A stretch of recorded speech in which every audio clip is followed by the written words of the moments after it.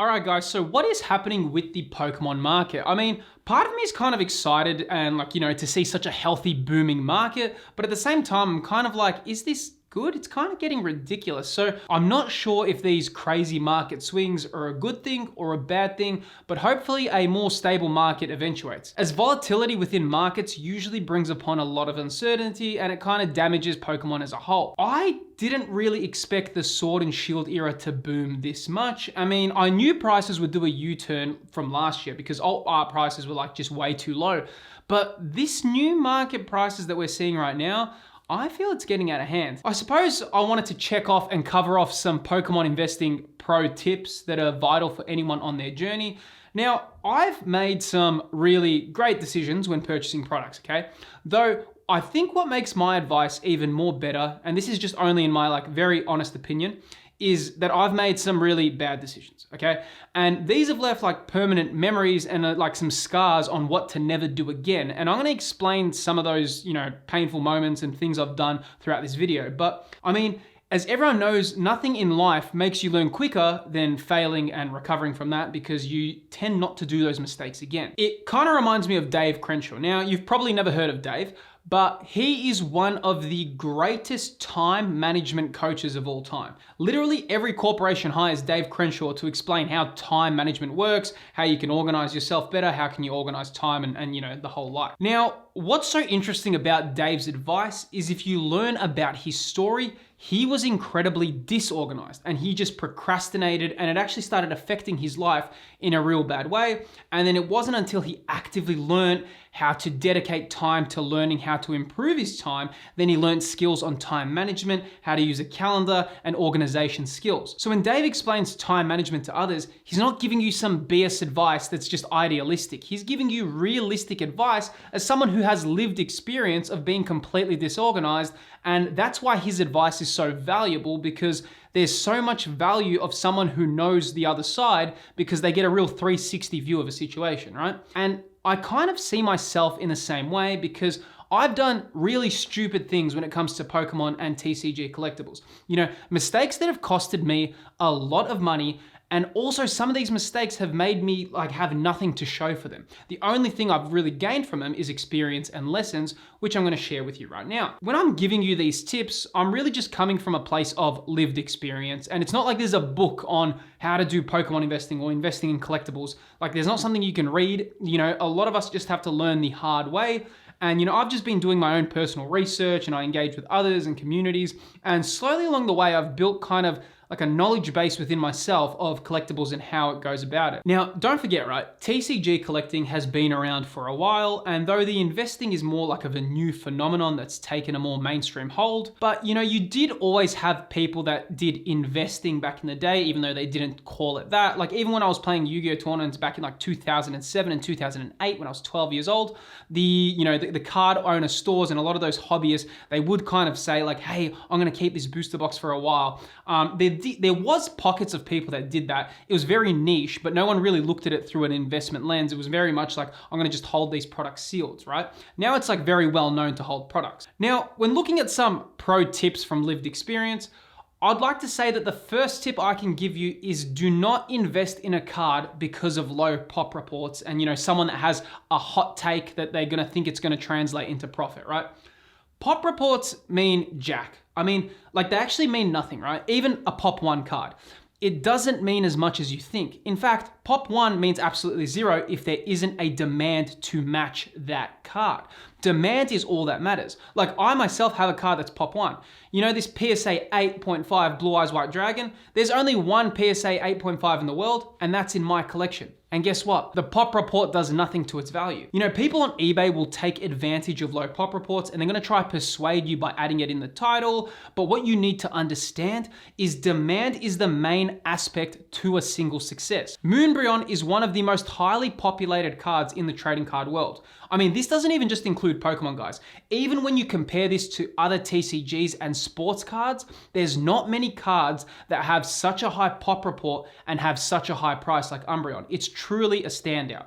Though the pop report doesn't really matter because the demand for the card is stronger than the supply. And if you just want a really simple economics lesson, if demand is higher than the supply, the price can only go in one direction. Like, check this out, right? I own this 2014 Mega Heracross from Furious Fists. Now, this is one of the rarer cards from the Furious Fist set, right? And it's also one of the only Mega Heracross cards in Pokemon's TCG. Now, there's only 32 PSA 10s in the world. For comparison, the Umbreon has roughly 350 times more supply than this card. Though, if I listed both of these on auction, I doubt the card would even crack 250 US, whereas I know my Umbreon would crack over 1.5k. So both of these cards are rare in their respective sets, but if you looked at it through like a logical lens, you'd say that the chase card with a 32 pop report would sell for more because it's actually rarer. But no, it means nothing because demand is what's the most important aspect when purchasing cards. So you gotta always ensure when you're buying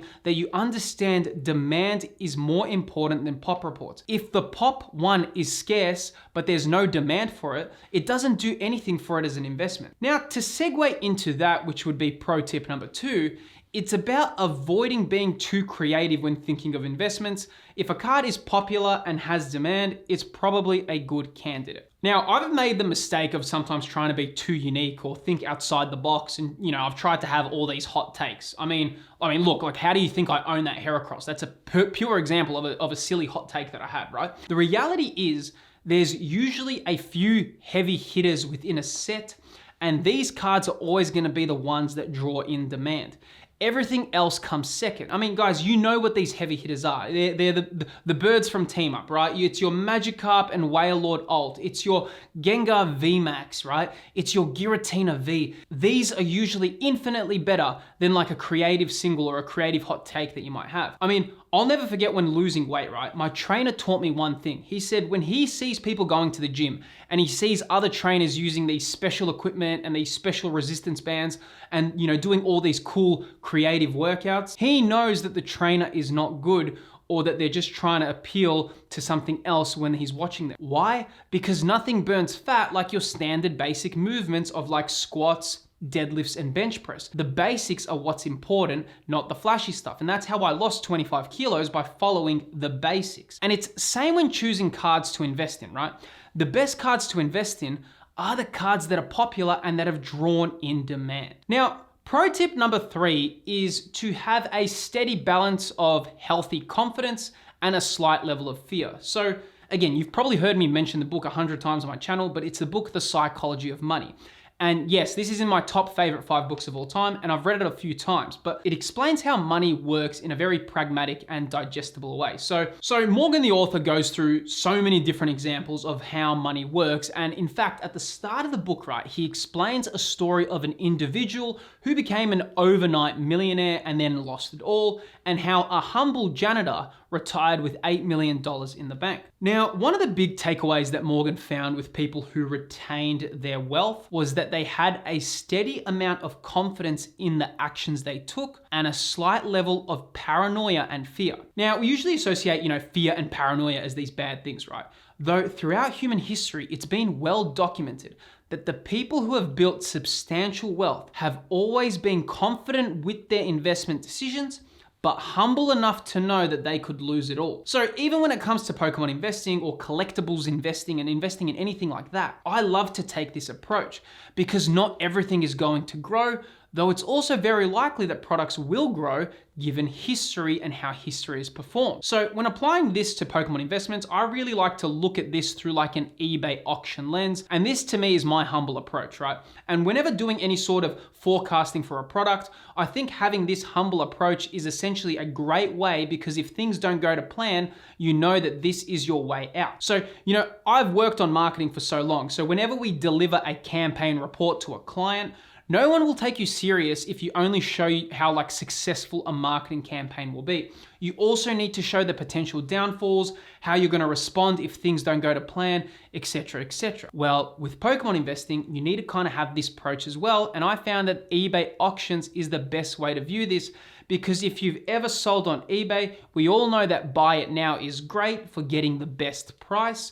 though it's not so great if you need the funds right away. The way I love to view things is like this. If I needed to sell, how well would this item sell in 7 days on an eBay auction? If I know it will sell well, I'm usually more confident in my purchasing decision. Like one of my favorite cards as a kid, right? It's a childhood classic for me, is this Murkrow first edition from Neo Genesis.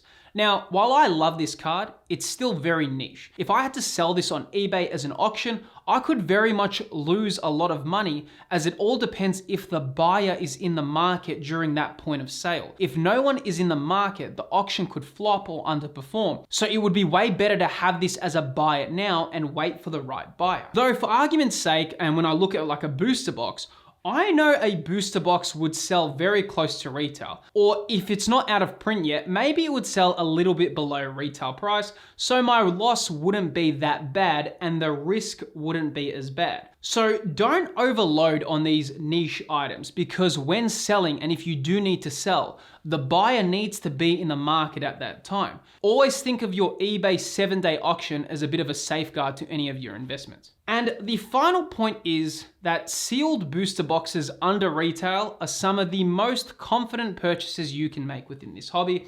And this means buying your mainstream booster box during a sale. Like think of it like Black Friday sales, end of financial year sales, Boxing Day, whatever it is, buying these under retail. If you're buying a mainstream booster box or an ETB under retail during a sale, you really can't get much better than that in this hobby. Of course, this can also be seen as incredibly boring, right? Like I get it, because no one always just wants a heaps of booster boxes, as collectors love the chase cards, which are like your golden nuggets of the set. When you own sealed product, it's just like a whole bunch of what if, right? Though when you own the chase card, you actually own the valuable cards inside the set. So you actually own what the whole point of the set was, right? I mean, even at worst, your loss won't be too hard, because if you had to sell, you would have bought it before retail. So after the seller fees, you probably would have broken even. So it's nothing too crazy, right? Though on the contrary, buying a PSA 10 alt art in the current market could really backfire really bad. Like you could have your value drop in half. A booster box under retail has never in history had that kind of half drop. I mean, it could happen. Life is weird. You never know. But just generally speaking, that is a more rare scenario to think of, right? I mean, though, guys, in saying that, there is always risks within this hobby, right? And I've been kind of thinking a lot lately about the risks within the hobby and how just some things can pan out. And a funny thing that comes up is that people consistently wonder if the Pokemon market right now is being manipulated. Like, is there a buyout currently happening within the market? And the answer to that is in this video right here. Within this video, I cover the questions that nearly all collectors and investors are wanting answered, as its implications could be huge. Click that video, guys, and we'll talk more about it there.